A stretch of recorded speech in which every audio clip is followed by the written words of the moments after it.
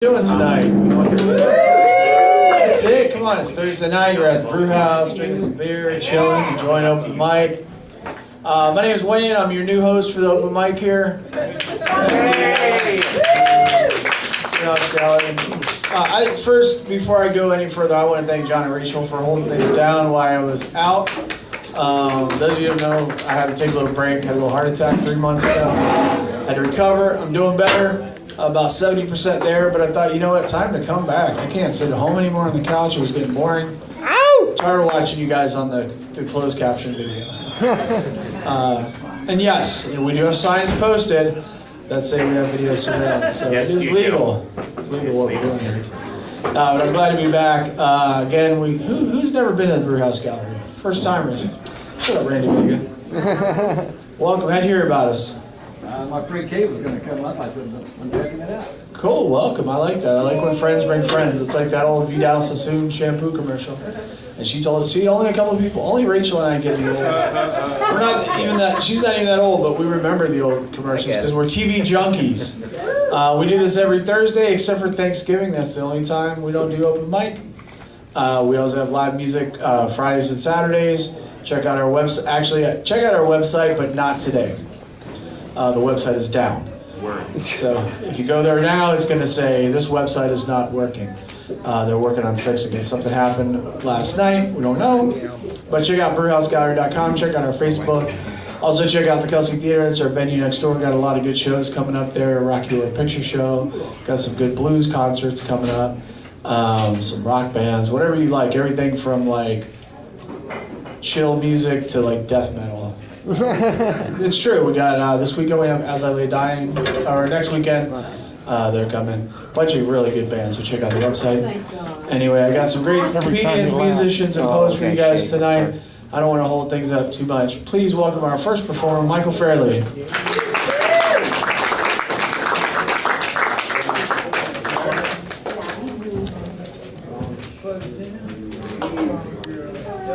Mike, is it the back one? I'm putting the one that's in there. Yes, that's say something about Tinder. No.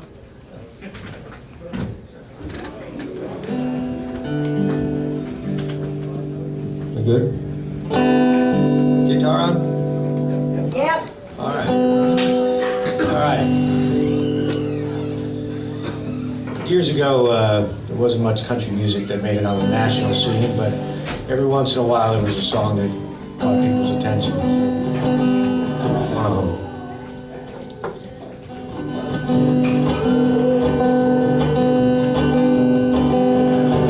I want to tell you all the story about a Harper Valley widowed wife. Had a teenage daughter who attended Harper Valley Junior High. Daughter came home one afternoon, didn't even stop to play. Said, Mom, I got a note here from the Harper Valley PTA. The note said, Mrs. Johnson, you're wearing your dress is way too high. It's been rumored you've been drinking and hanging around with men and going wild. Don't believe you ought to be bringing up your little girl this way. Signed by the secretary, Harper Valley PTA.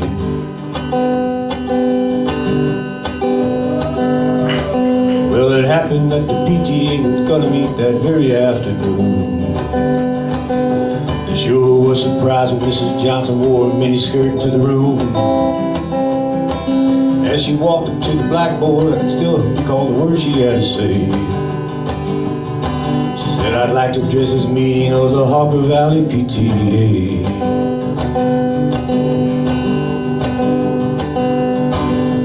There's this Bobby Taylor 7 times he's asked me for a date. Mrs. Taylor seems to use a lot of ice whenever he's away.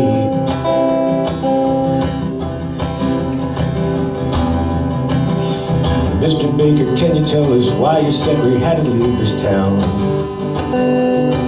Shouldn't Widow Jones be told to keep those window shades pulled down?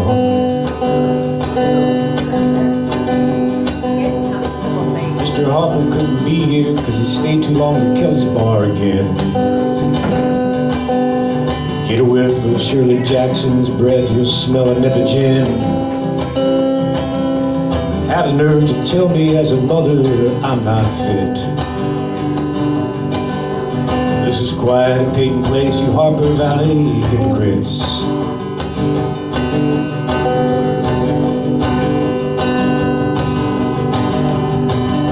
I wouldn't lie to you, that's the way it happened, it did. The day my mama socked to the Harper Valley PTA. My mama sucked to the Harper Valley PTA. Thank you very much. A song like Tom T. Hall.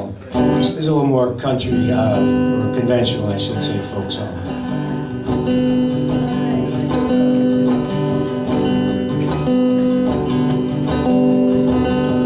Riding on the city of New Orleans,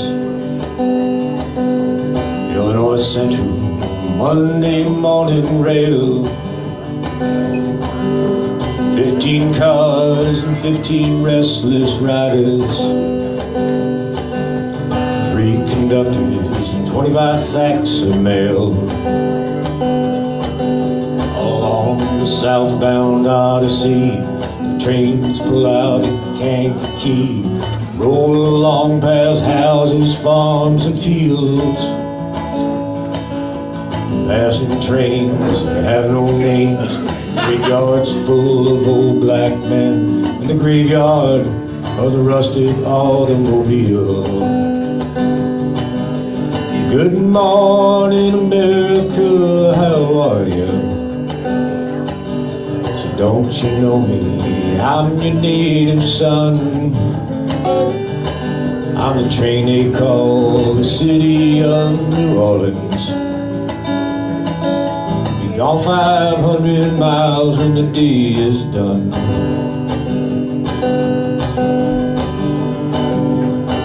Dealing card games with the old men in the club car. Penny a point, ain't no one keeping score.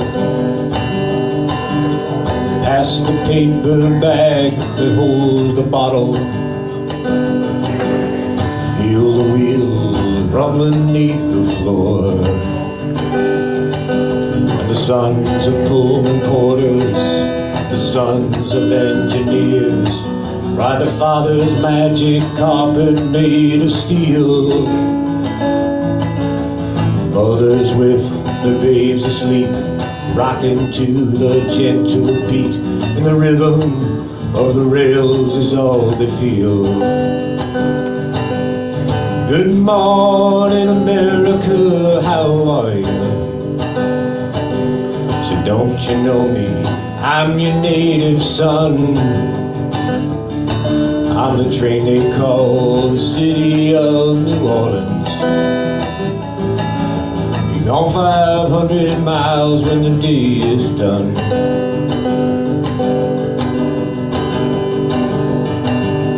Nighttime on the city of New Orleans, changing cars in Memphis, Tennessee. Halfway home we'll be there by morning, through the Mississippi darkness and rolling down to the sea. And all the towns and people seem to fade into a dark dream. The steel rail still ain't heard the news. The conductor sings his song again. Passengers will please refrain. This train has got the disappearing railroad blues. Good night, America, how are you? So don't you know me, I'm your native son. I'm the train they call the city of New Orleans. Be gone 500 miles when the day is done. Steve Goodman. Covered by Arlo Guthrie and Williams. Thank you. This is one of mine.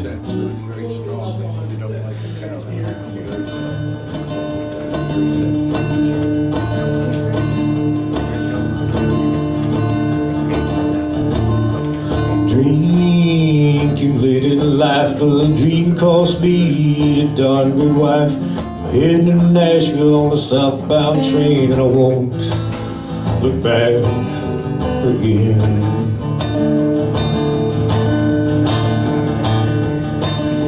Started writing a few years ago just for myself and some people I know who wanna be heard throughout the land. Something that woman couldn't understand.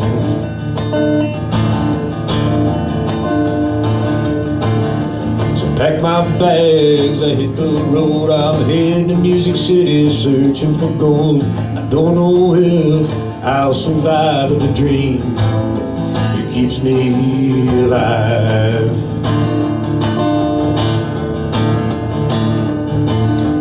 Heading to Nashville on the Southbound Train, looking forward to hearing me play. With your help along the way, I'll never look back again.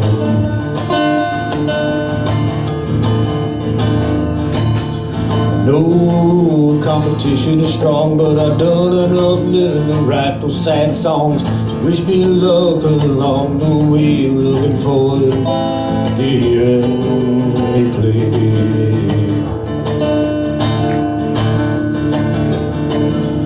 Drinking late in life, a dream cost me a darn good wife.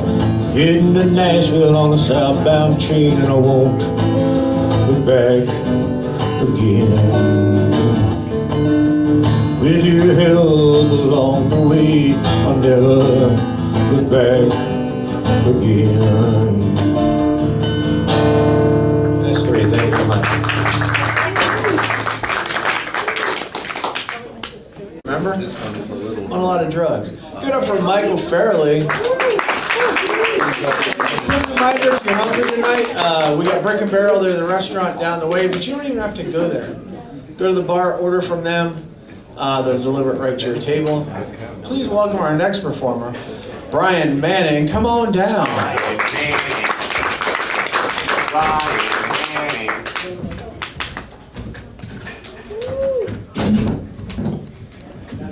Whoa, whoa, whoa. How we doing, folks? How we doing? Doing great. Awesome to have Wayne back. Let's have Wayne back. May he always be here to entertain. Yeah, some rhymes. It's so cold lately. I'm freezing. I'm freezing down here in Florida. And it's awful that some people in my neighborhood, they've resorted to burning their furniture, but I don't think that's solving their heating problems. They're running out of material, as am I.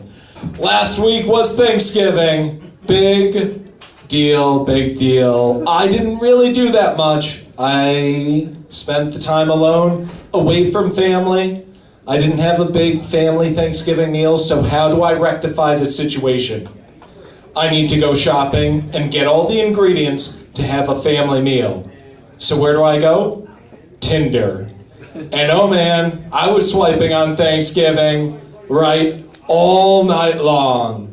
And, you know, I was trying to make an offer out to some people. I'm like, you know, we can get some stuffing happening in 20 minutes. Some of the gravy will be ready in 3. Oh man.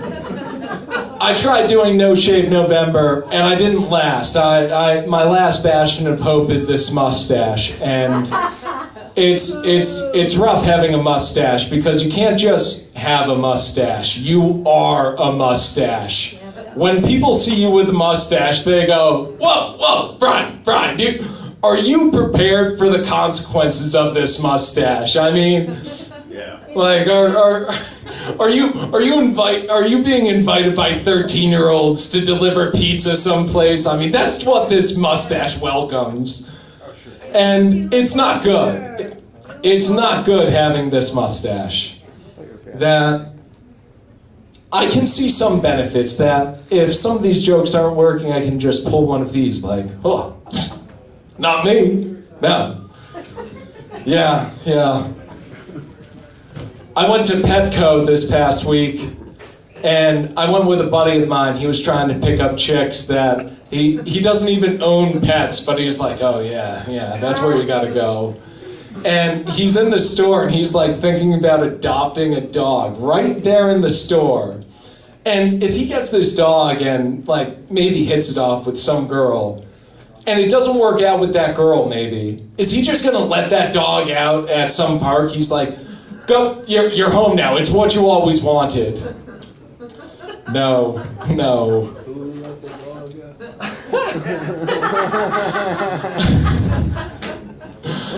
I was in the checkout line at Petco, and they have like this catnip for sale. They have all these dank strains of catnip out there. They got the normal strains, they got the happy strains. And when they asked me what kind of strain my cat wants, I said, I don't give a shit. I don't give a shit what my cat wants. My cat has the perfect life. Yes. I was walking down at the beach, the West Palm Beach, and I was worried about all the dangers down there. If I go in the water, there's sharks in the water, there could be jets in the water, and I suddenly found that I was in West Palm Beach Side Story.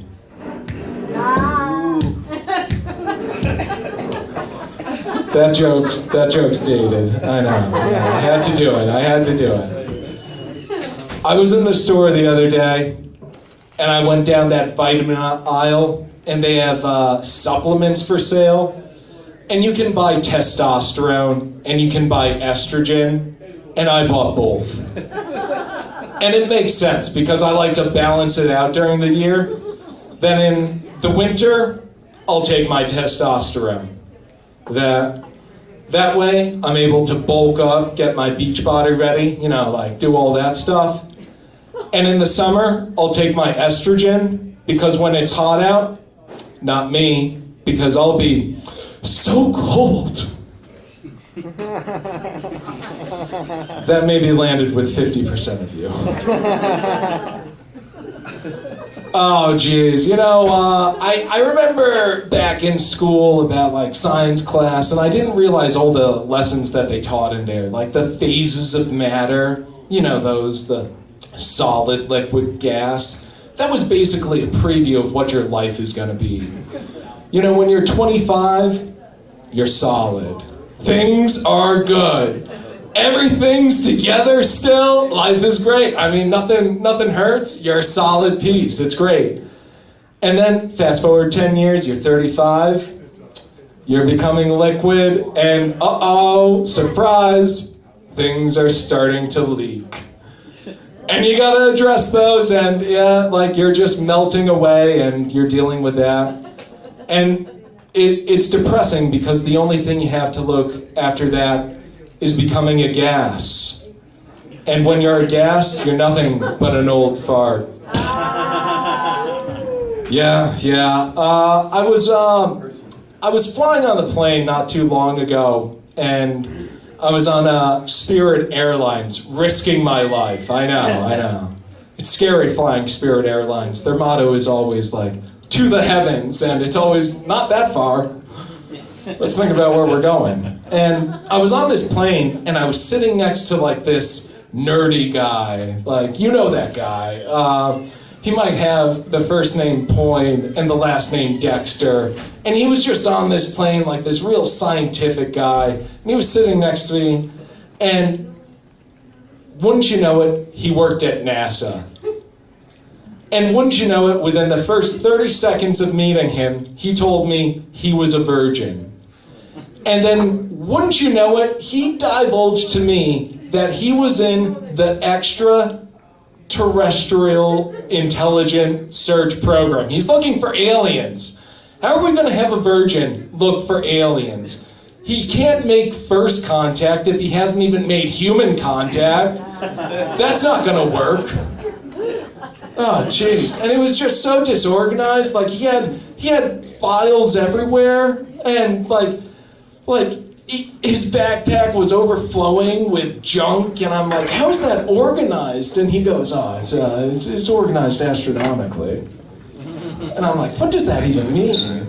We eventually got into this argument over Pluto, that he had to tell me that Pluto was meaningless. I had no idea. There's always this talk about Pluto going back and forth as sometimes being a planet or not being a planet. And I found out that Pluto is meaningless. And he told me I could think about Pluto this way. That imagine a zoo. And that zoo is our solar system. And all the animals in this zoo, those are planets. And, you got your dolphin, that might be Earth, your lion, that might be Saturn. But then all of a sudden, these other things start coming in, and they're eating out of the garbage can, and all these Chinese tourists are taking photos of it, and you're like, what's this planet? And if you start calling that Pluto, that's gonna be a problem. Yeah. And that's where we found ourselves. Well, I guess I might close with this joke that, I was ordering some pizza the other week, and I had to pick it up from the store, and I've always heard that saying that you look good enough to eat, and I thought it was ridiculous until I was driving home with this pizza. Oh man. The car, it smelled so good, I could barely control myself. I mean, that pizza was ready to go, and I don't want to get into too many details, but just between you, me, all the other audience members, it was hot. Well, that's my time. Thank you very much, everyone.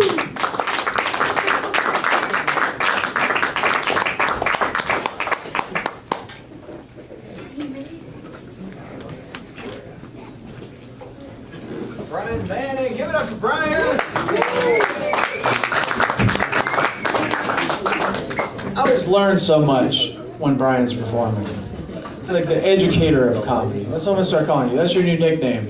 He's the educational comic. He's not even listening. I'm used to it. I'm married. I'm used to people not listening to me.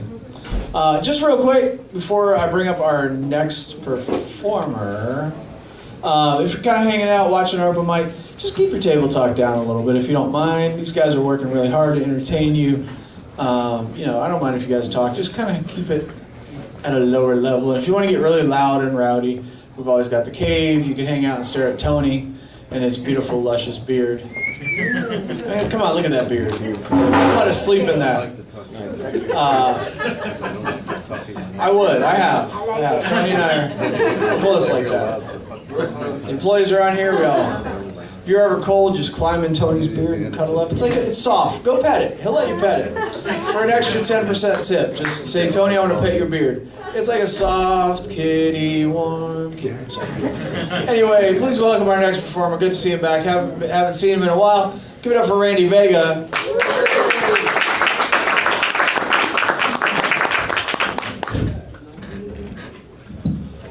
Brew House, what's up, guys? All right. The energy's half there. All right, I'll take it. I don't know if everybody's doing good. How you guys doing? You guys good? Good. Awesome. Give it up for Brian Manning one more time, guys. Yeah. Talks about commitment. Obviously, some people commit to things more than others. Hence his No Shave November. What is up with that fur grabber on your lips, sir? It reminds me of like a 1990s early porn. I don't know why. It's a porn stash. It's one of those where he walks into the room right here. Anybody that orders some extra meat on their pizza is like, No, I like Brian. We haven't done a lot of shows together. It's all right. How you gentlemen doing? You guys good? Good. Awesome. You guys look very uncomfortable to be sitting at that small table sharing finger foods. Yeah, I saw his reaction when he's like, yeah, I got food over here. He's like, that? We're supposed to share what is this? What is this? I want some meat. You ride motorcycles? Once in a while? Cool, you got that, I'm a biker persona. I'm gonna leave you alone because you guys do get violent sometimes. A little bit. He's looking at me too like, it's a good choice. It's a good choice there, made the right choice today. Yeah, next person.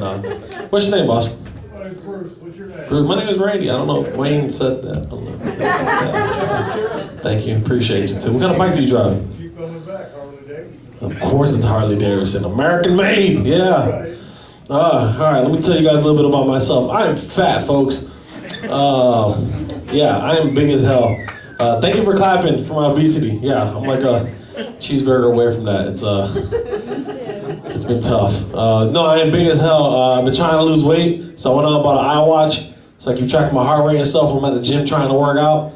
I went to the gym the first day I bought it, ran on the treadmill for 20 minutes. When I got off the treadmill and I checked my heart rate on the iWatch said 911, question mark. It's like, thank you, iWatch. I know I'm about to die. At least let me get to the parking lot before you start sending alert messages and panicking people. You know, iWatch is good, but it's stupid at the same time. It has a lot of dumb features on it. Right? Like if you don't have one, you're not missing nothing. All right, like it has a stupid feature on there that says breathe. What the hell's that for? Like it just randomly sends me messages throughout the day like beep, beep, beep. Hey fat boy, take a breath. I'm like, thank you so much. Oh my God, like I forgot that. That's important. Oh, what's next? Vitamins? I don't know.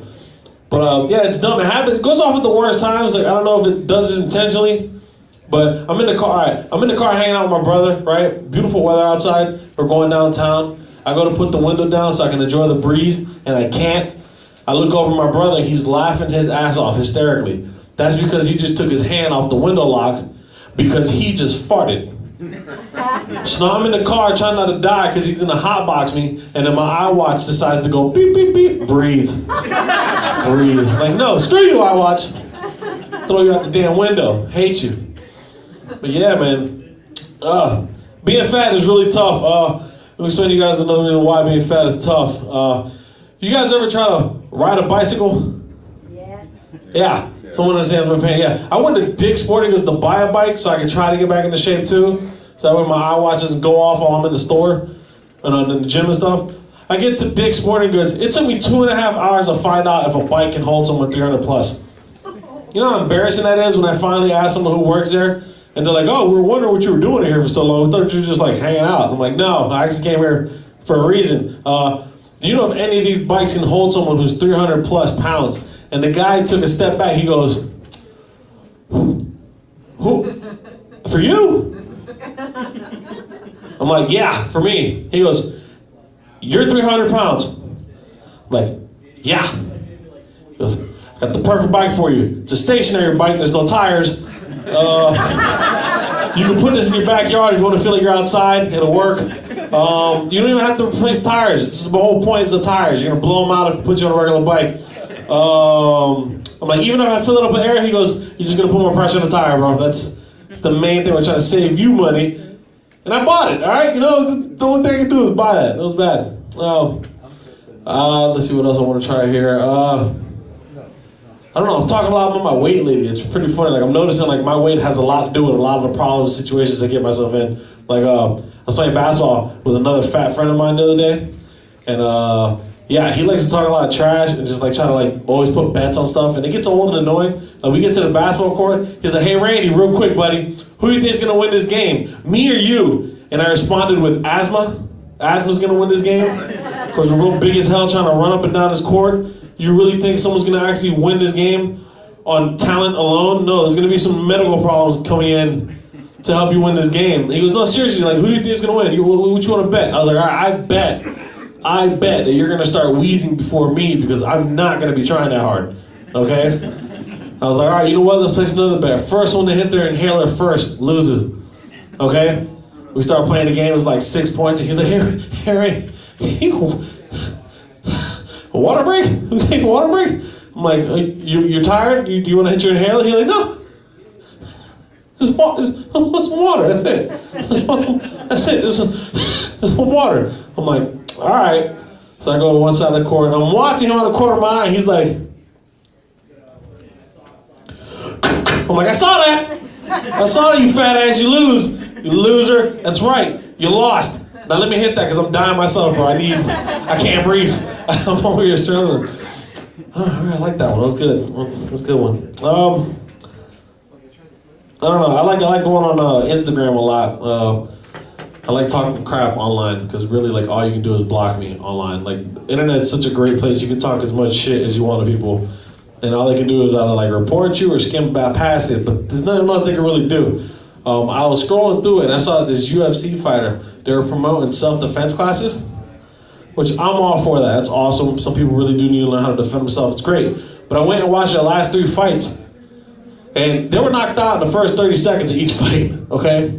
So I go back on the post that they put about that, and I go, hey, you might want to take some self-defense classes yourself.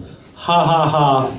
LOL, JK. I put the JK there so hopefully they know I'm joking. And I get a message from them 30 minutes later saying, hey, bitch, you want to fight? I'm like, oh, man, this is getting real now.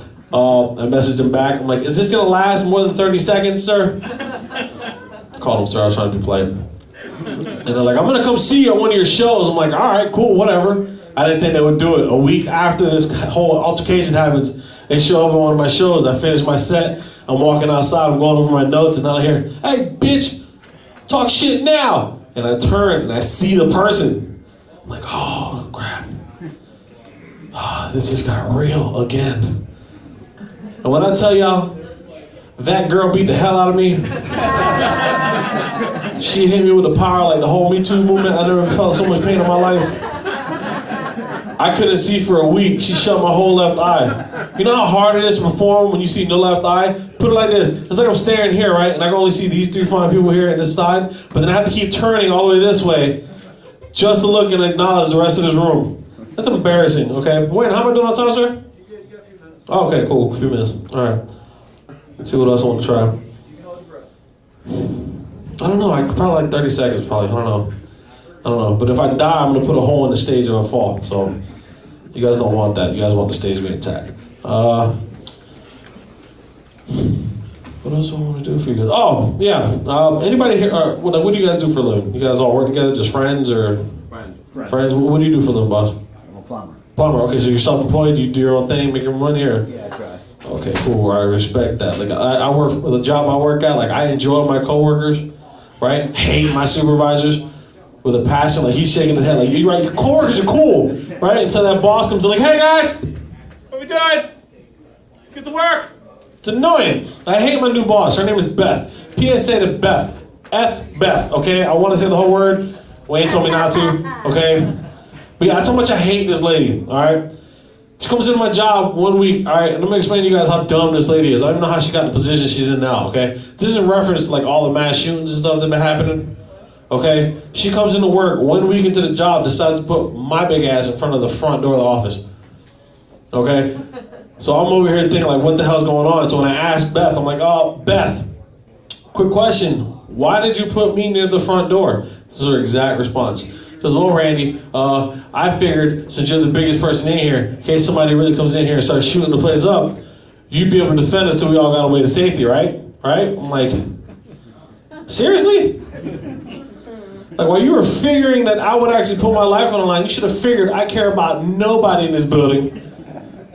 Right? And second off, you're dumb for putting me near the front door. I'm the biggest person you guys have. Yes, I understand that. But if I get shot first and I fall up against said door, no one's leaving out the building.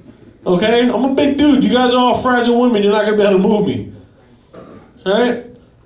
So I'm over here thinking, like, what if somebody really came into the building, right? All upset and angry, right? Gun out in the air, like, everybody on the ground! Pat, pat, pat. Which, side note, if the dude does shoot at me and he misses, he's got terrible aim, okay? Just putting that out there now, I'm a big guy, right? Does all that, sees me, what am I supposed to do? Right? How am I gonna react?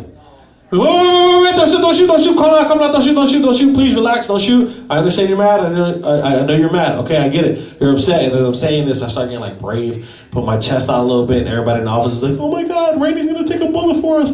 Oh, he's such a brave person. So I'm sitting here like, calm down, dude, I know you're mad, I know you're upset, bro, I get it. But if you want to shoot anybody in this office right now, and no one's gonna say a word about it, shoot Beth, okay? Nobody likes Beth. She's a jerk. Shoot her. And then Beth hears me say this. She's like, Randy, screw you. We get out of this alive. I'm gonna have your job. I gotta look back at the shooter like, I think she's trying your aim, bro. You got plenty of rounds in that gun. All right, guys, my name's Randy Vega. Thanks so much.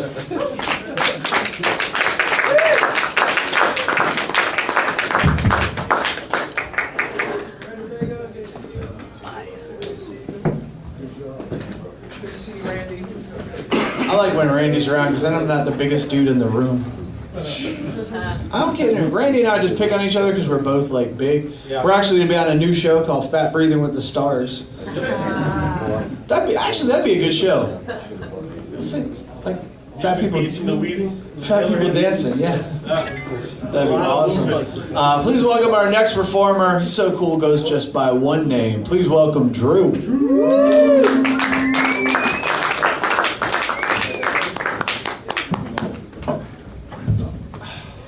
I'm Drew, and I'm a zany megastar. Well, ask your phone what zany means, it'll tell you. God damn. Right over their heads, huh? Means an eccentric person. There's a laugh, there's a good chuckle. So, the last time I was up here, wearing the exact same outfit that I have on right now, minus the author hat, I told everybody how I was going to an Elton John concert. And I did go to said Elton John concert last Friday evening, and I told everybody if anybody tried to sit in the seat next to me that was reserved for somebody that was absolutely not coming, I was gonna tell them to get their ass out of that seat. Well, some cougar comes and sits in the chair, says, I can't find my ticket. Is this seat taken? Yes, it is. Well, I'm gonna sit here till they come. Yeah, no, you're not, because that person's not coming. She's like, what? I said, yeah, get the hell out of that seat. I didn't really say it like that, because I didn't want to be an asshole. So I tell her 3 consecutive times, can you please get out of the seat? Yeah, no, why? All right, you know what, just sit there. So then she asked me if I find her attractive. I swear she asked me that question. I turn around and I look at her. I was like, lady, I don't find any person on this planet attractive apart from the person that I wanted to bring with me tonight. I've never met a guy like you before. Yeah, well, now you have. Trust me, lady. And she's like, I'm whatever my name is. Yeah, your name's not important enough to remember. I don't care. Sorry. God damn, you guys are a rough crowd tonight. Really? Jesus. Holy hell. But no, your name's not important enough to remember. And she's like, and I tell her, I say, a lot of dudes have the exact same mentality that I have. We're just egotistical jackasses who refuse to wear our hearts on our sleeves. So, you know how that goes. The plumber doesn't think it's funny.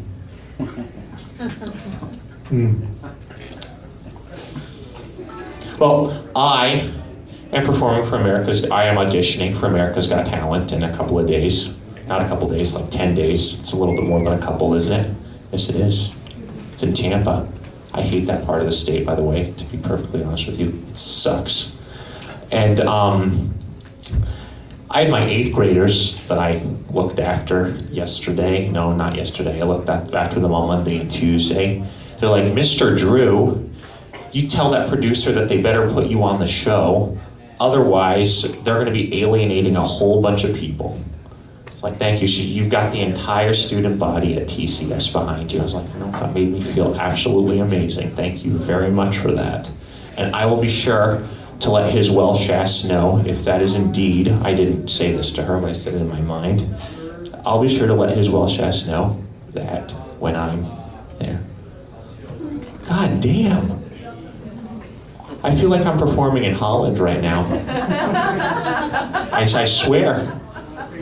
Some parts of Canada are really, really, really difficult to perform in front of too, but Holland's pretty bad. They don't find anything terribly funny. England's pretty good. I like England. New York's good. Here it's okay. You guys know?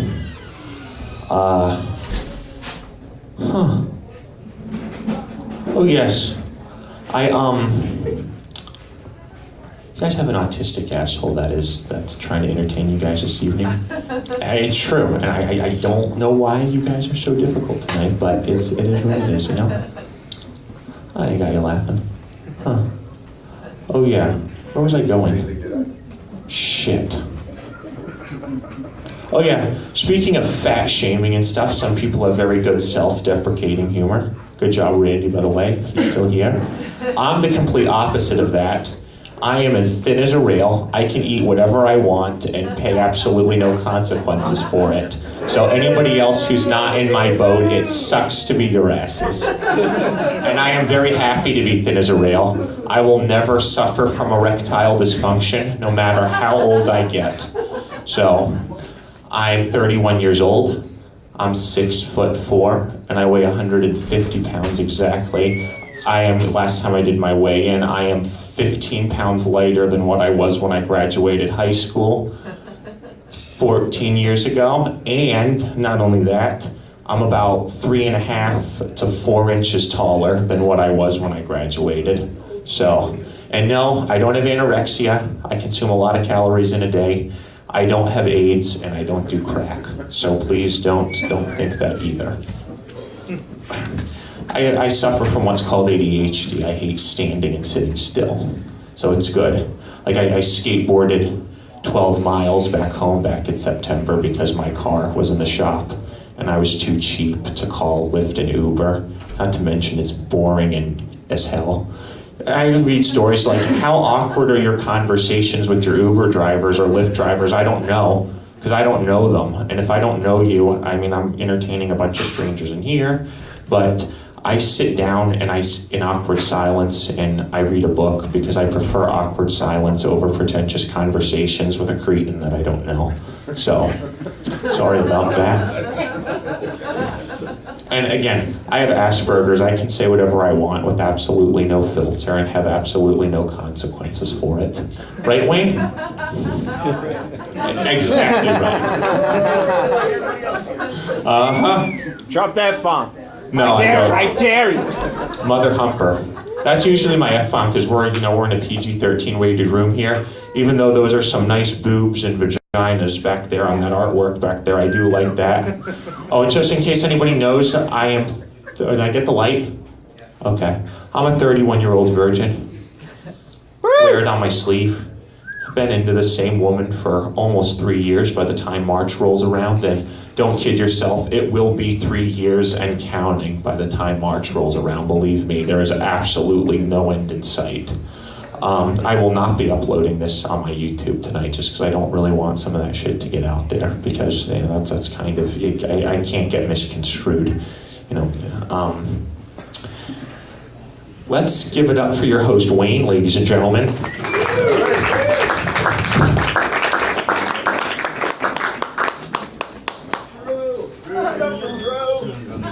Yeah?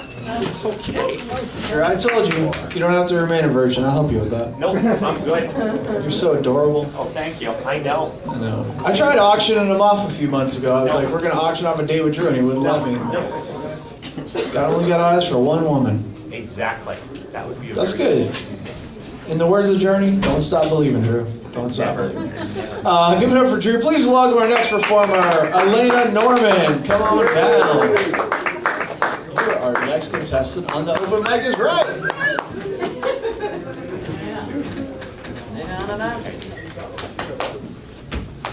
Oh my goodness. Let's see. Get it for the short person here. Hello everybody. How are you? Hello.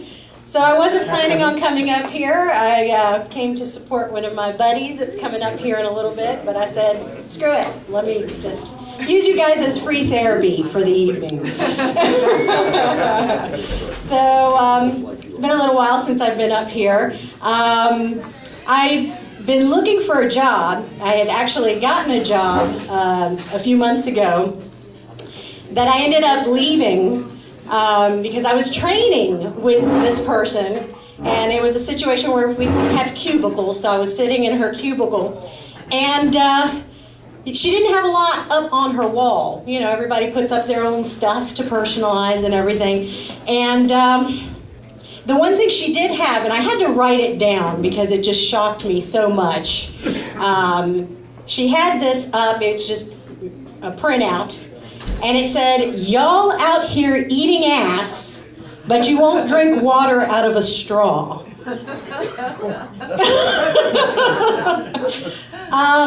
Yeah, I had to look at that a few times. I was wondering, what the hell is this person doing?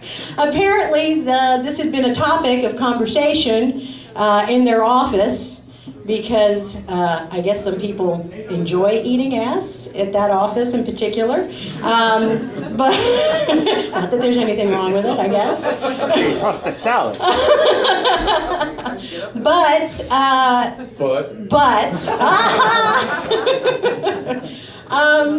But apparently one of the other person, this particular person that was training me, has an issue with drinking water out of a straw. And yet, shortly thereafter, she came over with a can of soda and was drinking that with a straw, which to me is quite offensive. I don't like that. But anyway, it just threw me off. So I had to share that with you guys, just kind of odd. Anyway, so yeah, I'm just going to kind of share a little bit of what's been going on with me. If you weren't here the first time that I performed, I shared with everybody that I, 3 years ago, left my husband. I had been married for 22 years. Woo! And decided, yeah, well, 22 years, yes, we made a good effort. But I decided to leave him. Things just weren't working out. And needless to say, I mean, I was 19 when I got married, so I was not very well indoctrinated in the whole dating scene. So it's been a journey. It's been a journey that I've been going through. And this is how out of touch I was with the dating scene. When I started going out and was dancing and saw a guy that I really liked, I actually took a piece of paper and wrote my phone number down on the piece of paper and gave that to him. Like, people don't do that anymore. He looked at me like I had two heads. Like, really? What? But I progressed fairly quickly, had my first one-night stand shortly after that, and boy, oh boy. Now, I should tell you, one of the main reasons I left my husband is because we were kind of in a sexless marriage, and that went on for 10 years. So, and it wasn't because I didn't want to have sex. I would clarify that. He just had some issues. Anyway, I had some pent-up sexual energy, needless to say, when I got out. So this poor guy didn't know what he was getting into when we went out and enjoyed the back seat of my Volvo. That poor guy, it was we had a lot of fun that night. 5 a.m. he gets out of my car looking like a wet pussycat. And he had to walk home, and yeah, it was interesting. But then later on, this was in Chapel Hill, North Carolina. Anybody from Chapel Hill, North Carolina? Y'all familiar? University town. Anyway, this little bar, Second Wind, became kind of my hangout. It was like my Cheers. And so, yeah, had a lot of fun there, met a lot of people, had a lot of good times. One of the times, this was also back in my drinking days. I'm since sober. That's what brought me down to Florida. Went to rehab. Woohoo! Anyway. Yeah. Woohoo! But back in the drinking days, oh my gosh. So this place had one of the other firsts that I had was an outdoor experience. They had a metal staircase out in the back, where everybody would smoke, and then metal staircase going up to the top. And this really sexy guy, I was very drunk at the time, but he pulled me up the stairs, and lo and behold, we ended up doing it up there. First time outdoors and in public. Woo! The only problem was that then the next day, or there for quite a while, it was like I was Cinderella. I don't know. I couldn't remember who it was that I had had sex with. It wasn't until like, I think maybe 6-7 months later, I was at the same bar and this guy comes in and just the way he greeted me, he just came up and just gave me this passionate kiss. I mean, passionate kiss. I mean, nice. And Was all of there a sudden I tongue? was like, oh yeah, lots of tongue, lots of tongue. All right. And all of a sudden I was like, it was you! It all came rushing to me. So, but I also didn't realize what a small town this was. I had grown up there since I was in junior high and went to high school there. Also made the big mistake of not going to several places. You know, I always hung out at the same bar, and little by little I kind of, you know, had my way with a few guys here and a guy here and a guy there, and at one point, I was sitting at the bar and realized, oh crap, I had had sex with the guy to the right of me, and looked over and I had had sex with the guy next to me on the left. Then I had also had sex with the bartender too. It's like, oh crap. So yeah, it's pretty bad when you're doing mushrooms. Anybody done shrooms? Oh, that's awesome. Woo! Yeah, Awesome. yeah, it's good stuff. Well, I had had a bunch of shrooms and somebody at the bar had given them to me, and I realized, oh crap, I might need to get home before these kick in. Yeah, Luckily, I did make it home, but one of the things that happened when I was having this nice little trip is that I had an epiphany, and my epiphany was like, oh shit, I think I've become the go-to person at that bar to have sex with. So yeah, lots of rookie mistakes. In retrospect, I needed to kind of move around a little bit, but anyway, and the other proof of that too was I finally hooked up with this one guy that was amazing. Our sexual chemistry was hot. Oh my God. So we had, you know, one of our fun sexual trysts, and afterwards we were saying, you know, sharing stories, and I said, so what is the craziest thing you've ever done sexually? And I shared mine, which was the one where I had sex at the top of the stairs of the bar with this one guy. And lo and behold, his sexual tryst was with the same guy that had taken me up the stairs as well. So we had both had sex with the same guy. Yeah. That must have been interesting. Small town. So yeah, anyway. And then, you know, I'll share this since I'm spilling my guts out here. Oh, I'm sorry. Okay, I see I'm getting the light. Okay, so I'll just tell you real quick. The first time that I really had the mind-blowing sex, I decided to be honest with my sister and tell her. She was having a birthday celebration with the family, and I made the mistake of being honest with her, thinking that she would understand. You know, I'd been in a sexless marriage. Let's be understanding. I actually told her, texted her, and said, sorry, and I have to miss the family function because I just had the best sex of my life, and I'm gonna stay and enjoy some more. She got so pissed off at me. She was not having it. To this day, she's still upset with me. But she did outdo me. My dad had his 90th birthday last year, and she had given me a suggestion for a birthday gift for him. And she suggested that I give him this magazine subscription that was, you know, something that she thought he would enjoy. And so I did. It was a lovely little magazine subscription at her suggestion.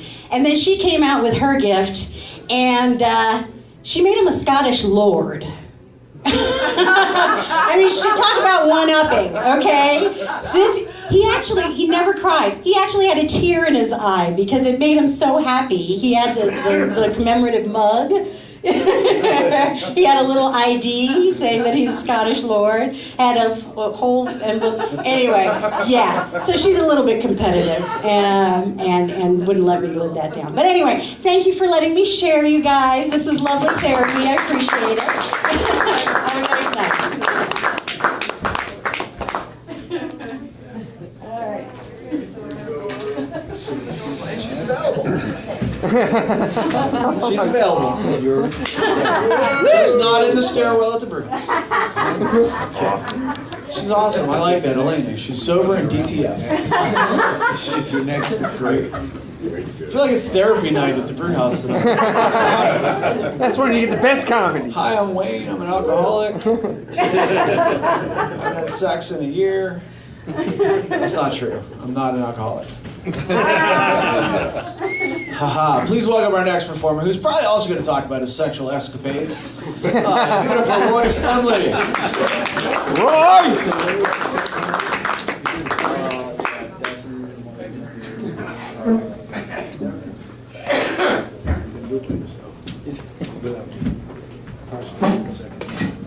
Well, at my age, I can't remember sex.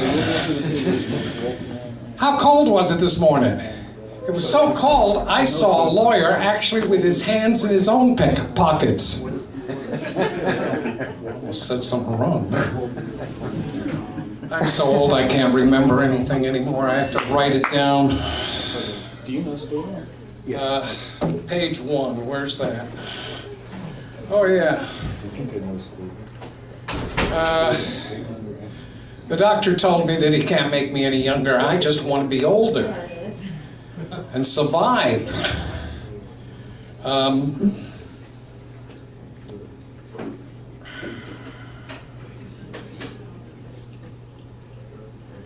Oh, here's one.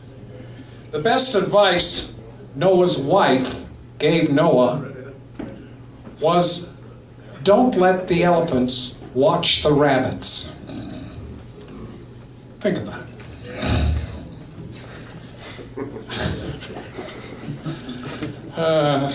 We'll throw that one out. Just, writing jokes is kind of easy. All you have to do is watch Washington on TV and then just say the facts. Everything is funny these days.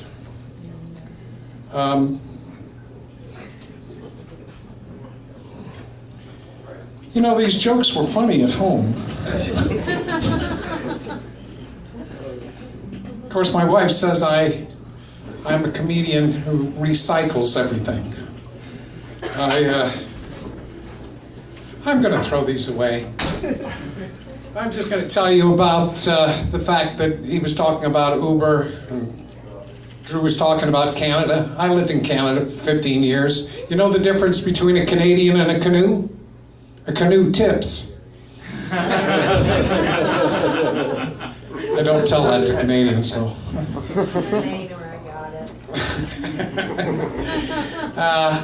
I was a limo driver, and now I guess I'm going to become one of those other ones. But when I drove a limo, I wrote a column called Pearls from the Back Seat. And how I met Wayne was one night after stopping to get something to eat, I walk in this bar in Lake Worth, and they had a sign saying open mic. And my friend who was with me said, why don't you tell them Pearls from the Back Seat?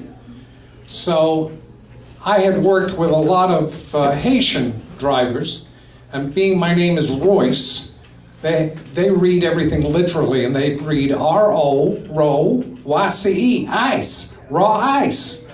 So I used the stage name in the raw ice, and the first time I came here about 3 months ago, Wayne introduced me as raw ice because that's how he remembered it. And, which I had almost forgotten. But my pearls from the back seat were people who get in my car and they would just say funny things. An old gentleman told me that he was from West Virginia and that he was a coal miner, and that his daddy was a coal miner and his granddaddy was a coal miner. He says, my son ain't, he lives down here, and he sent me a ticket, but I don't like coming to Florida. I said, why? He says, because of them signs. I said, what signs? He said, them signs, everywhere you go, it says, we don't serve minors here. And, or there was a myriad. I ended up writing a column, about 100 stories. And I I ended up on CNN and National Public Radio telling stories. But the stories, some of them are sophisticated and some of them are just fairly simple. A simple one was I got a ride to go late at night to Century Village.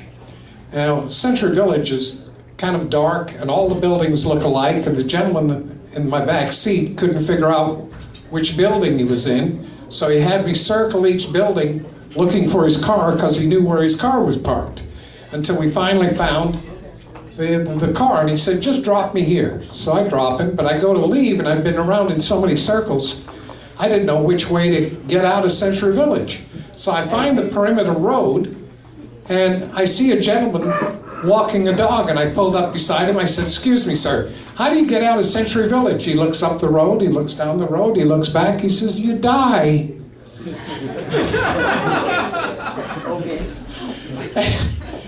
People would just say funny things.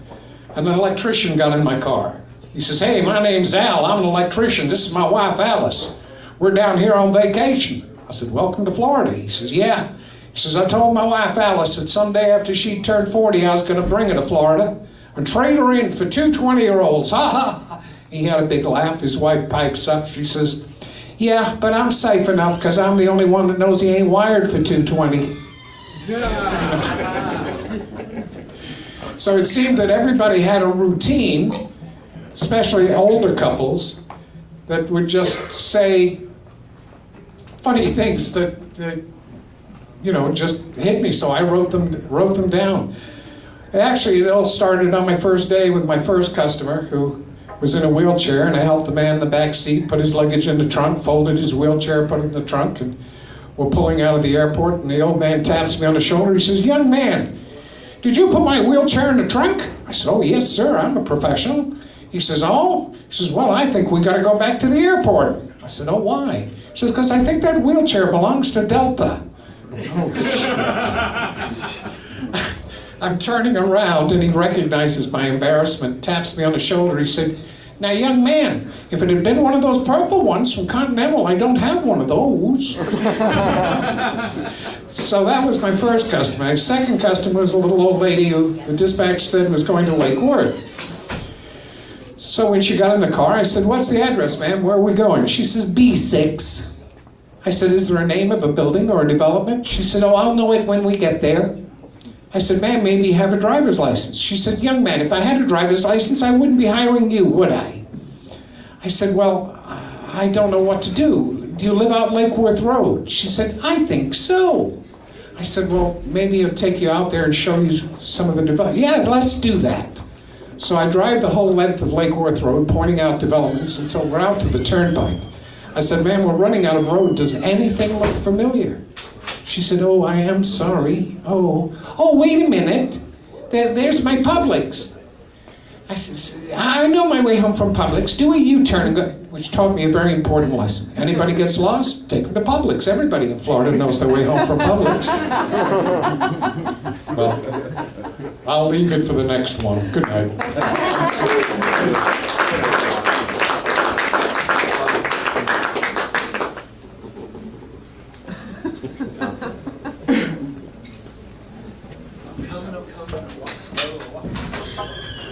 Give it up for Royce. We're gonna switch things up a little bit, bring you some music.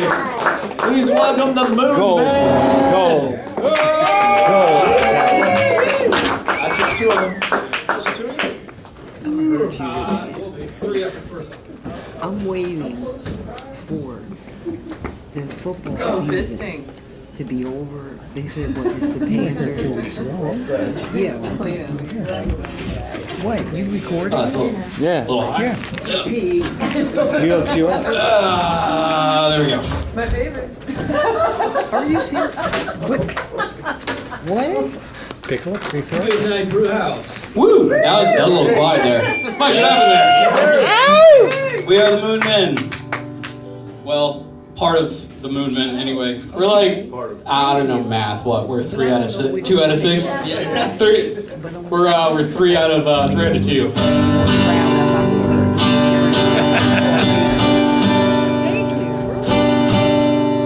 Woo! Love this place. We're gonna open up with a original song. This song is called The Wolfman.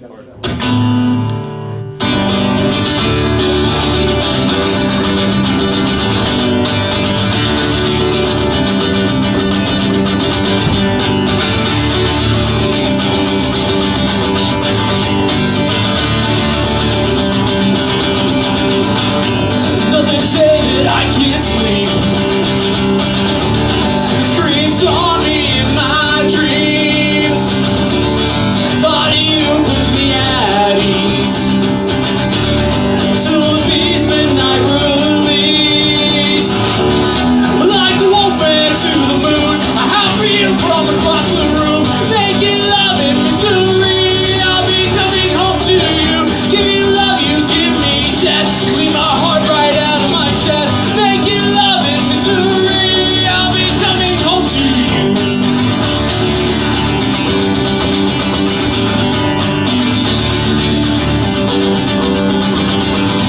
Another night of sacrifice. Your love burning through my veins. The beast in me feels so incomplete. Until the moons of your eyes meet mine. Like the wolfman to the moon, I howl for you from across the room. Making love in misery. I'll be coming home to you.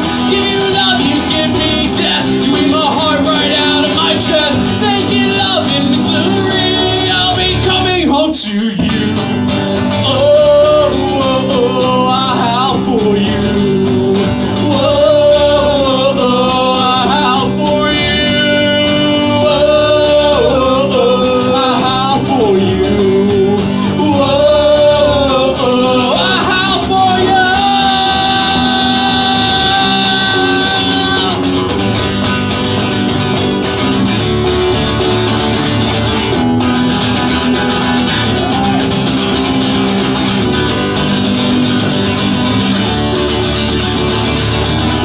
Like the wolfman to the moon, I howl for you from across the room.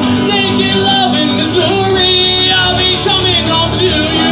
Give you love, you give me death. You eat my heart right out of my chest. Naked love in misery, I'll be coming home to you.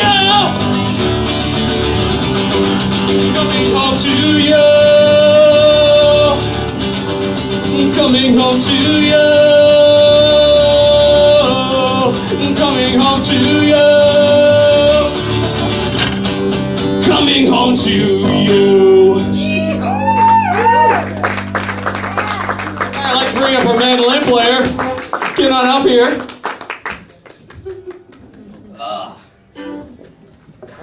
Give it up for Jerry Axe. What? A little bit. A little warm in here. We're gonna follow that original up with another original. This one's called "Till the Sun Comes Home."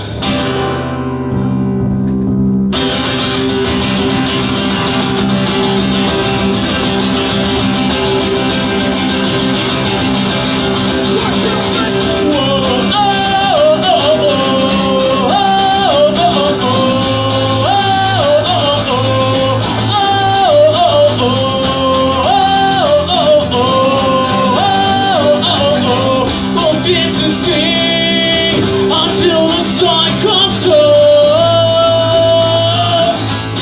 You're not alone. Don't worry anymore. We'll dance and sing until the sun comes home. You're not alone. Don't worry anymore. One, two, three, four. Oh, oh, oh, oh.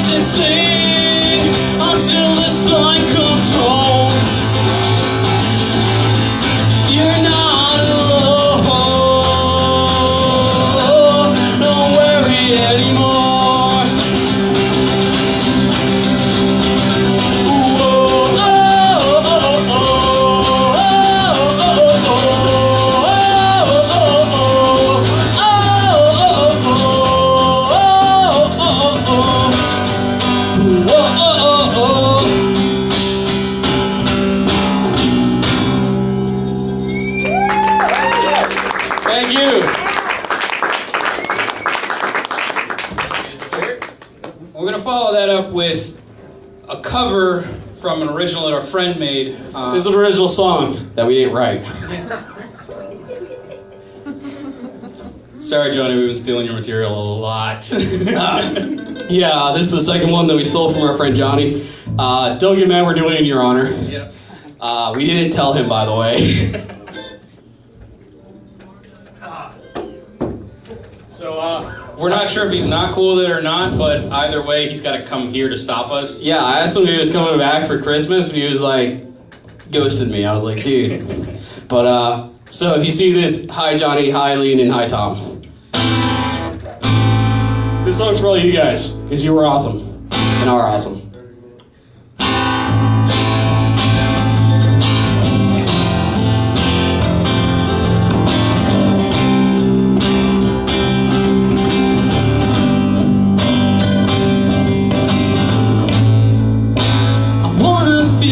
Stable, so tie me to the ground. I wanna feel the shackles. I wanna feel earthbound. But sometimes I get too high now. There's no sense feeling found, and I wanna skip the evening when there's no one else around, and I wanna start believing, and I wanna be the best. Gonna polish off this feeling and get rid of all the rest, and I wanna start believing, and I wanna be the best. Gonna polish off this feeling and get rid of all the rest.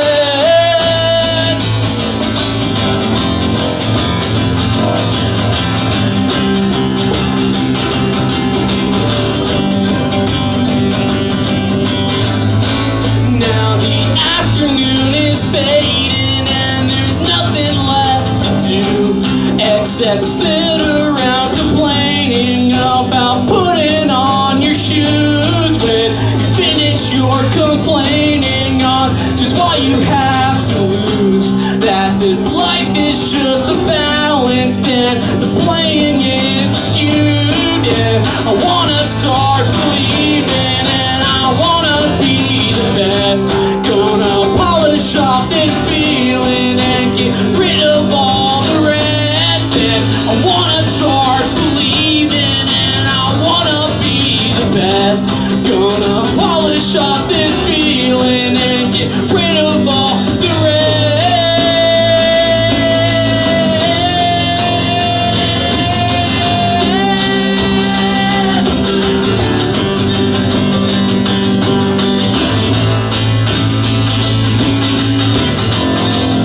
Get rid of all the rest.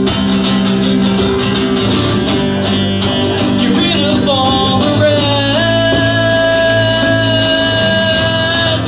Get rid of all the rest. I'm gonna be the best, yeah. I'm gonna be the best, yeah. I'm gonna be the best, yeah. I'm gonna be the best. I'm gonna be the best, yeah. I'm gonna be the best. I'm gonna be the best. I'm gonna be the best. And I wanna start believing and I wanna be the best. Gonna polish off this feeling and get rid of all the rest. And I wanna start believing and I wanna be the best. Gonna polish off this feeling and get rid of all the rest.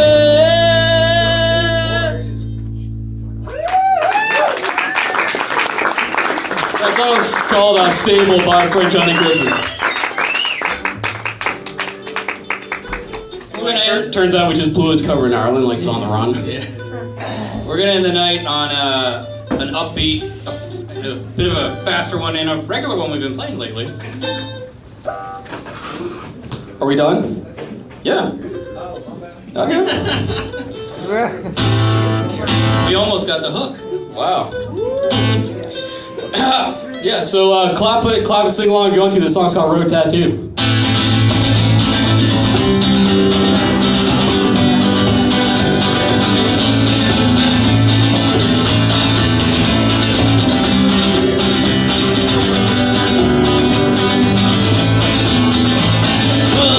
Tells the story I like in many shades. I wake up every morning and I want it entertain. I put the track from last night's cigarette that smoldered in its tray. Down to a little something and then be on my way.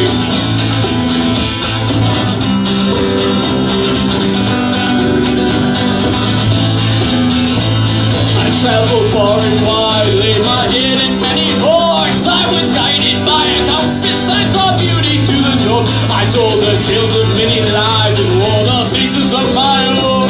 I kept them all around me so I wouldn't be alone. Well, some made me from showing up, others came from growing up. Sometimes I was so messed up and didn't have a clue. I ain't winning no one over, I wear it just for you. I've got your name written here in a rose tattoo, in a rose tattoo, in a rose tattoo. Got your name written here in a rose tattoo, in a rose tattoo, in a rose tattoo. Got your name written here in a rose tattoo.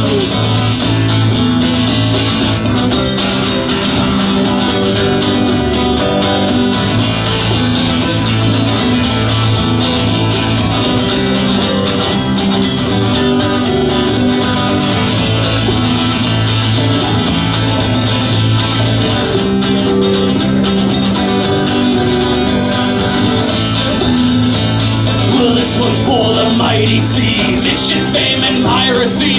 This one's for the man who raised me, taught me sacrifice and bravery. This one's for our favorite game, black and gold, we wave the flag. This one's for our family name, with pride I wear it to the grave. Well, some made me from showing up, others came from growing up. Sometimes I was so messed up and didn't have a clue. I ain't winning no one over, wear it just for you. I've got your name written here in a rose tattoo, in a rose tattoo, in a rose tattoo. Got your name written here in a rose tattoo, in a rose tattoo, in a rose tattoo. Got your name written here in a rose tattoo.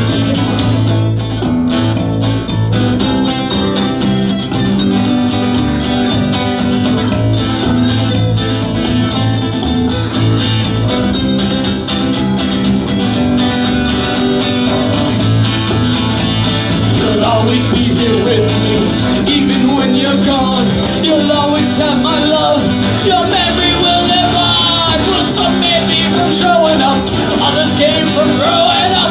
Sometimes I was so messed up and didn't have a clue. I ain't winning no one over, I'll wear it just for you. I've got your name written here in a rose tattoo, in a rose tattoo, in a rose tattoo. Got your name written here in a rose tattoo, in a rose tattoo, in a rose tattoo. Got your name written here in a rose tattoo, in a rose tattoo, in a rose tattoo. Got your name written here in a rose tattoo, in a rose tattoo, in a rose tattoo. Got your name written here in a rose tattoo.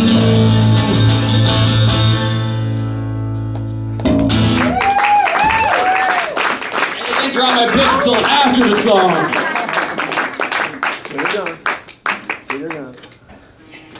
Thanks, Wayne. Thanks, Mike. Thanks, Russ. I think I should throw my voice out. You speak into it. That's it? Yeah, that's all you have to do. Just speak into it. Take it off the thing? It's up to you. Yeah. Give it up for the moon, man. Please welcome our next performer, gonna bring you some comedy. Give it up for Kate B.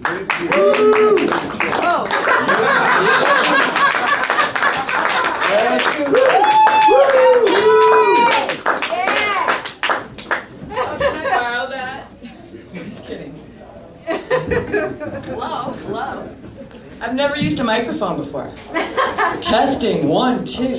You're doing it wrong. I'm doing it all wrong. I'm doing it wrong. I quit. My name's Kate.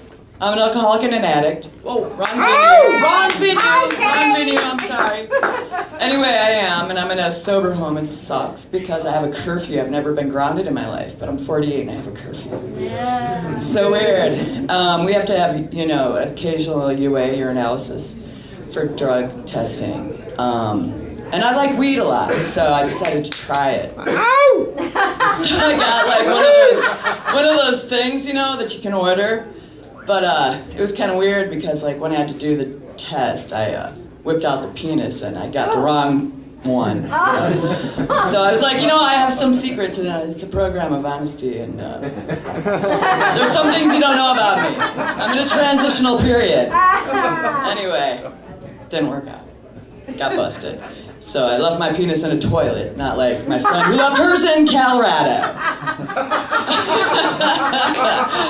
Laney.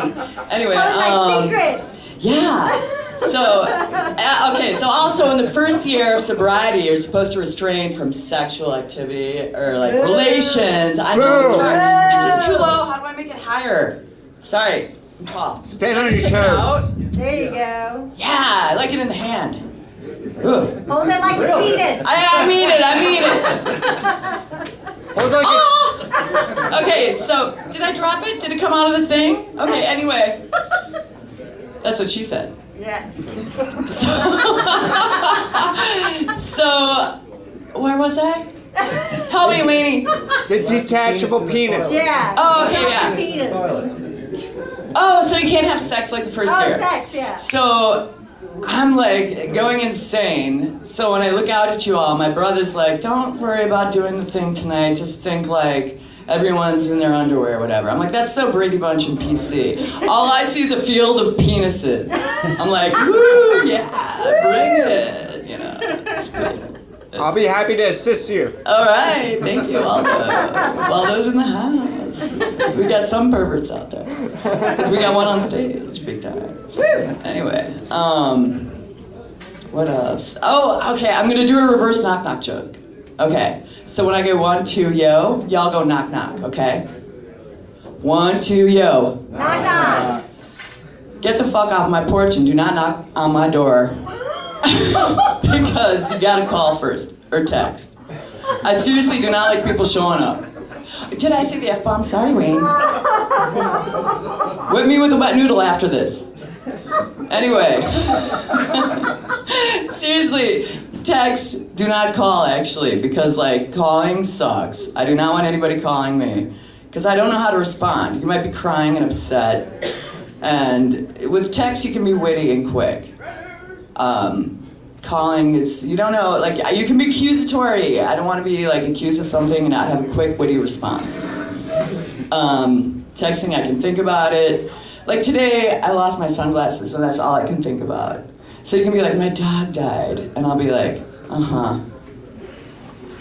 Or it can be even worse, like, today, I realized yesterday I lost my sunglasses, and today I lost my sunglasses. It can be like, I've got cancer, and I'll be like, sucks to be you. So, anyway, I forgot what I was gonna say. I wrote it down, but I thought it'd be more better, like not writing it down, because this is the first time I've done this. Give me some credit. I did this on a dare, and it's a bucket list. So I wrote stuff down in case I forgot. You gotta hold this close, I didn't realize it. Look it, like you can't hear me? Can't hear me? Can't hear me? Can't hear me? Ooh, ooh, ooh, ooh. If I'm not high now, wait till you see me really high. Alright. I think I did everything. Wait, how much time do I have? He doesn't even care. He's texting you, bastard. You fat fuck. Just got the light. I got the light. Shit, I'm sorry. He's coming at me. He's coming at me. Oh, I'm sorry. Thank you.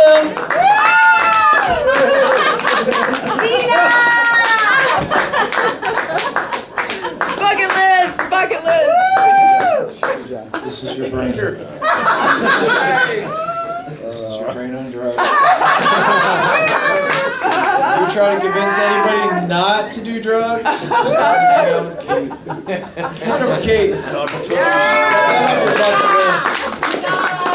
Please welcome Waldo.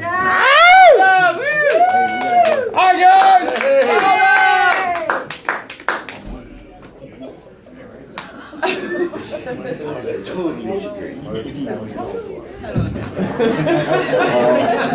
Well, hello. Well, belated Thanksgiving, guys. I hope you guys all enjoyed. Well, you guys think this is cold? You guys haven't done nothing about cold. You guys don't know cold, nothing. I just came from an hour south of Niagara Falls, where the 1984 Olympics was. Where was Waldo, damn it? Only one person amazingly got it, and she's somewhere over there. Alright. Well, I was up in that little town. It was in the sticks. Where did I do up there? Alright, well, I hung out with a guy named Sherlock. Oh, let me tell you about this guy. Let me tell you. Well, I used these words. I was like, I had an exorbitant amount of diarrhea. And then the Sherlock telling me, he's like, no, it's excessive amount of diarrhea. I'm like, and I had a brain damage about like 15 years ago, so I always like to double check things when someone's correcting me on something, because people always like to correct me on nonsense. So it's like those two words are awfully synonymous, so I had to go look it up. And I brought out my Webster dictionary, and they're both synonymous with each other. So I was like, you know what? That douche was wrong. So, but also, that Sherlock again, it brought me to a German grocery store called Aldi, A-L-D-I. And it was German, and you know what? There was no sign of string cheese, and I believe that was a sign of Nazism. I don't like those Nazis. But let me tell you this, when I was in my teens, I hung out with some bunch of weird mother foes. And I hung out with a lot of punk rockers, hip hop artists, and like the whole shenanigans, hippies. And these one kids that hung out with myself and punk rockers were these skinheads. But don't get me wrong, they weren't anti-Semitic, they were anti-Semitic. So, when you think about it mathematically with two the same integers, they cancel each other out. So they're pro-Semitic. But they were cool kids, and I was like, I thought that was the whole point of you with your less hair on you. You're supposed to hate people.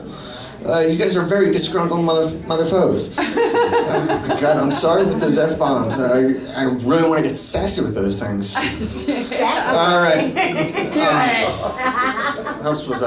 What else did I do up in the sticks? I can't remember the sticks all that well. I know what happened up in the sticks. That's where I fell in love with my first love. And up there, I was listening to that good old Jaco Pastorius song, the Jimi Hendrix of bass.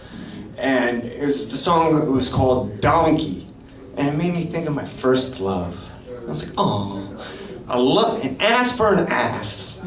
That's what I say. And then, you know what? I'm sorry, I'm gonna say one more, and that's it. I got a new vacuum. And I want a companion vacuum, you know, one of those companions that goes around all by itself and just vacuums things. I wanted one of those things, but you know what? I was given this other vacuum, and you know what? I didn't have to pay for it, so I was like, hey, what the hell? And it looks like a vacuum cleaner that you see at the Holiday Inn, and it was good. It really sucks. Don't tell me. Don't tell me. I'll tell you this. It really sucks. And it cost $150, I was told. And I was like, this thing better suck 30 times better than a $5 hooker. Let me tell you, those $5 hookers, they can't suck for shit. But otherwise, thank you, everyone. Ta-ta. Wayne, I'm sorry for those F-bombs. You get what you're paying for.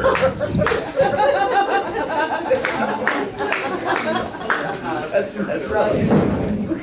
All right, give it up for Waldo. Please welcome our next performer. You've actually seen him a lot the last few months. He's been filling in as the host. Give it up for John Hine.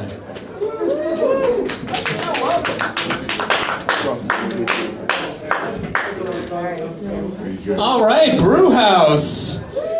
Don't worry, there's only 99 performers after me. It's all right. We're in the home stretch here, people. I'm glad I get to go up to all the excited crowd in the front row. It's nice. Now, I have been hosting here. I'm back to just doing my comedy, which is nice. I do always love coming out to the Brew House, though. It's a really nice place. I don't know about you folks, but I get a little nervous if I'm in like too nice of a place, you know? Like I was at this really high-end mall the other day. This place was so ritzy. Their vending machines only ran on credit cards. Do you have any idea how embarrassing it is to have your credit card declined by a soda machine? Not my proudest moment, people, I'll tell you that much. I am pretty broke, though. Any other broke people here? A few of you in the back raising your hands politely. That's nice. If you're not broke, be happy, because it sucks. You know, it does. When you're broke, it's something you can never forget. Like something happens every day to remind you just how broke you are. Like earlier today, for example, I had to dip into my savings account just so I could buy lunch, which sounds embarrassing. But it's even worse when you understand I called a change dish in my car my savings account. Finally get 4 quarters strung together, then life hits you, right? I don't know. I hate being broke, but I think I might hate being rich even more. Because every time I see a story about a rich person in the news, I instantly get angry. I don't know if you folks saw this one recently, but Forbes magazine, they named Kylie Jenner the world's youngest self-made billionaire. And Kylie Jenner, the world's youngest self-made billionaire. I don't know about you folks, but in my opinion, the only self-made woman in that family is Bruce.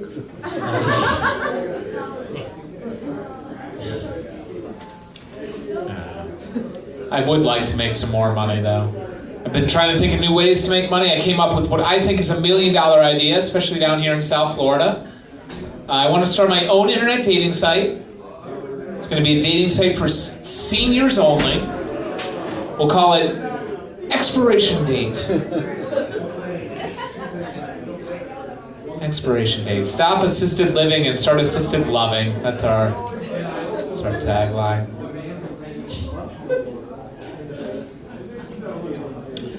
The world can be a dark place. It's easy to get down on yourself sometimes, you know?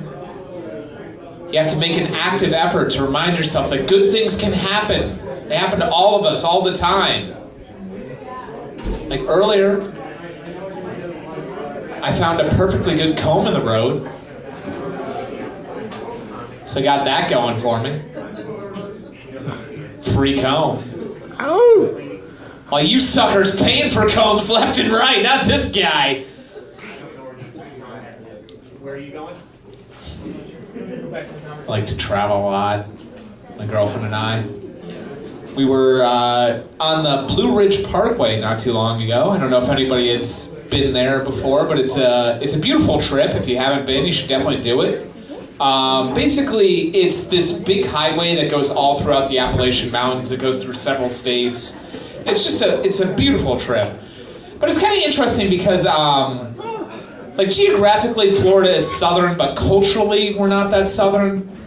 And when you get to somewhere like Tennessee, where the parkway starts, you're instantly in the true South. And the differences are apparent right away. Like, everything there is deep fried. You know, the meat is deep fried, the vegetables are deep fried, the books are deep fried. Like, everything is deep fried. You guys have never had a Grisham until you had a deep fried, let me tell you. It's finger looking good. The other thing they have in the South that they don't have too much here is all these little independent hotel and motels. Like, there are hundreds of them on the side of the road. Like, all these little $39.95 a night places. And they all try to separate themselves from the other ones to stand out in some way. So they'll put something on their sign like free fitness center or free HBO or something like that. Some of them I think are trying too hard though. Like, we passed one.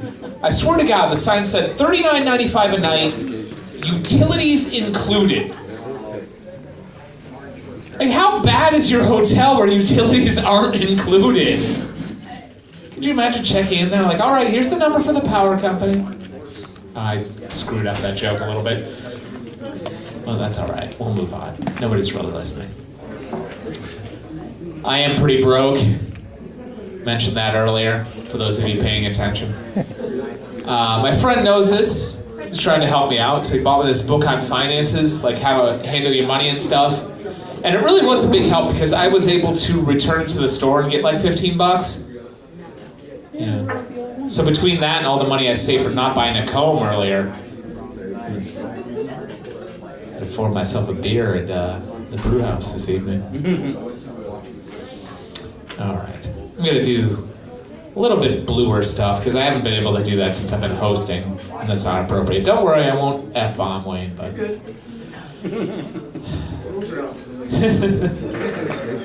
So sex is embarrassing, right? No, I'm the only one that feels that way? That's all right. I don't know. I've always been a little embarrassed during sex. I realized this is the setup to a different joke than what I wanted to tell when I started this joke, but now I have to finish it, so I'm doing it. Oh God, this is really... No, I'm gonna skip this joke. It's a little too dirty for this place. No, tell us. It's a little too dirty for this place. I'm gonna move on to my other one. Sex might be embarrassing, but I do enjoy it. I like every bit of it. I have recently found my favorite part about sex, and that is finally getting to finish in somebody else's belly button for a change. Like, that's a bit of a novelty. Or navelty, hi-yo, all right. There we go, people. Drive a lot for comedy. Saw a billboard on my way here tonight. Maybe some of you folks saw it. Made me pause for a second. The billboard just says in big letters, no needle, no scalpel vasectomies. Right away that made me nervous. Like, no needle, no scalpel. What exactly is going on in these vasectomies, right? You get back in the office, the doctor just has a mallet, like, wham! That'll be $150. And who advertises vasectomies on a billboard? Like, what market is this guy going for? Who honestly makes that decision while they're driving, you know? But the more I thought about it, the more I realized maybe this guy is a genius, right? Maybe it's just a matter of location. Like, maybe instead of in the middle of nowhere where I saw this billboard, maybe if you put it up, like, I don't know, just outside of Disney World? You know? So when you're leaving Disney with your 2 kids in the backseat that you just spent 12 fucking grand on, and being a bunch of whiny little jerks, you see that sign, you're like, you know what, Doc? Yeah, sign me up for a vasectomy. Matter of fact, let's make it 2. I want to make sure this takes. So I buy groceries. Anybody else? No? I was going into the grocery store recently. Saw this kid walking towards the store with his mom. He was holding his mom's hand crossing the road. And he had a karate outfit on. And he was wearing a black belt. Now, call me cynical, but I think the first question on the black belt exam should be, can you cross the street without holding hands? Because really, you're not striking fear into the heart of your enemies if you have to be driven to the fight by your mom. Then I get into the grocery store, and they have that bulletin board, you know, of the runaway children. And I was looking at some of them, and one of the runaways, they had her age listed as 19. You can't run away from home at 19. Like, she moved out without telling you. That's a whole different experience, you know? But the saddest part is I saw that girl later that day. I did. I was walking through the park. I saw her there. She was just a mess. Like, her clothes were all dirty. Her hair was all disheveled. She was clearly living on the streets. And the only thing I could think to myself is, if only this poor girl could find herself a decent comb, like maybe she could get her life together. Comb jokes, people, they're the future of comedy. All right. I really have no idea how long I've been up here, but I'm gonna do one more, and then I'm gonna get out of here. I don't know about you folks, but I, for one, am happy that weed is getting more and more legalized in America. I think the girl in rehab would be very happy about that. But I am also happy about it.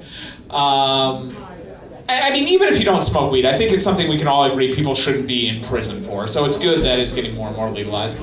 It does make me remember all of the ridiculous anti-marijuana commercials that used to be on TV. You guys remember those? The like, this is your brain on drugs, all that nonsense. There was one that always stood out in my mind, and I swear to God, this is a 100% real commercial. It's on YouTube. You can go home tonight and look it up if you don't believe me. The commercial starts out as two kids. They're sitting in their dad's study, smoking the marijuanas, you know, as kids do. And one of the kids reaches into his dad's desk, and he pulls out a gun. And the other kid goes, "Whoa, man, is that even loaded?"